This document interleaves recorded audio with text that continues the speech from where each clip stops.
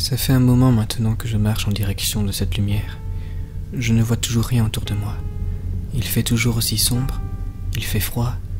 Il y a une sorte de bourdonnement qui persiste depuis que je suis là, avec parfois d'étranges bruits. La porte de ma chambre se trouve plus loin derrière moi. Je ne sais pas comment elle tient debout. Je n'ai pas vérifié s'il y avait une sorte de mur de ce côté-là. Pour ce qui est du sol, on dirait de la terre. Et il y a une odeur assez dérangeante, comme une odeur d'œuf pourri. Peut-être suis-je en train de rêver. C'est vrai que maintenant que j'y pense, ce qui m'arrive est impossible. Que le reste de la maison disparaisse et que je me retrouve dans un endroit totalement inconnu. Aïe. Rien ne se passe. Je suis toujours là.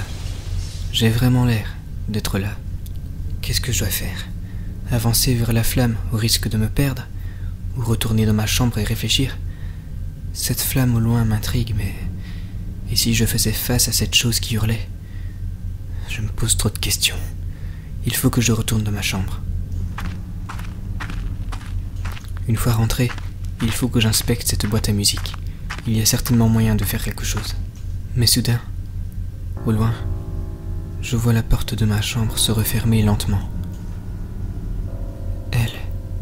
Elle n'a pas pu se refermer elle-même. Un frisson parcourt tout mon corps. À présent, je ne vois plus la porte.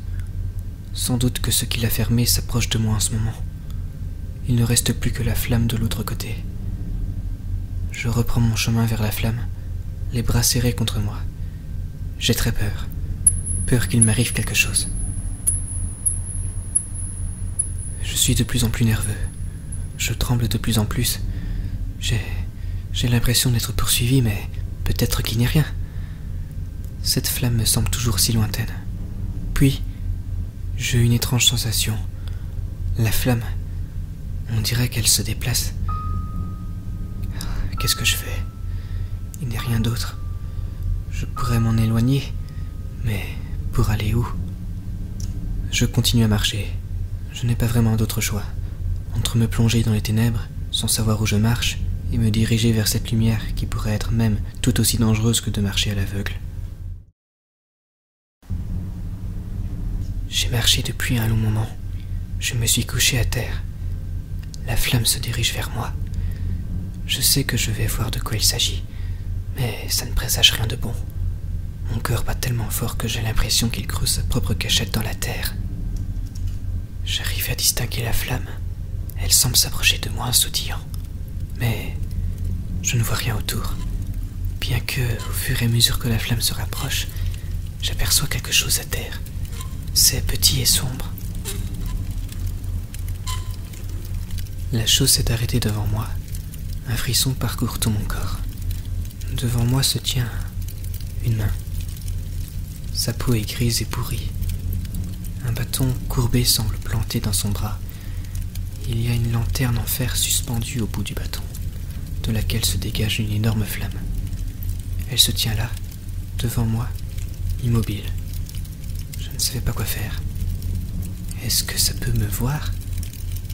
Je me redresse. La main se retourne vers le nord et repart par le même chemin d'où elle est venue, en sautillant sur ses doigts. Je ne suis toujours pas rassuré, mais je décide de la suivre en gardant une certaine distance.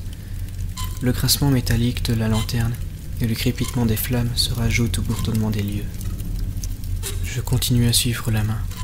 Je n'ose rien faire d'autre. J'arrive à ressentir un peu de chaleur venant de la lanterne. Je resserre légèrement la distance entre moi et la main pour me rapprocher de la flamme. Je ne sais pas depuis combien de temps nous avons marché. Je me sens moins nerveux.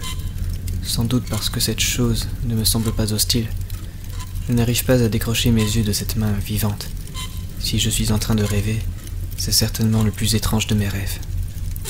Soudain, la main s'immobilise. Elle se tourne vers l'ouest. Elle reste ainsi pendant quelques minutes. Puis, sa flamme diminue d'intensité. Elle devient plus petite et adopte une couleur orange foncé. La main ne devient plus qu'une ombre. La nervosité me revint. Il se passe quelque chose que je ne comprends pas. Mais je finis par comprendre pourquoi ce changement. La main s'est en fait tournée en direction de quelque chose. j'arrive à percevoir un bruit dans le lointain. On dirait une succession de craquements. C'est léger, mais je l'entends. Et ça se déplace.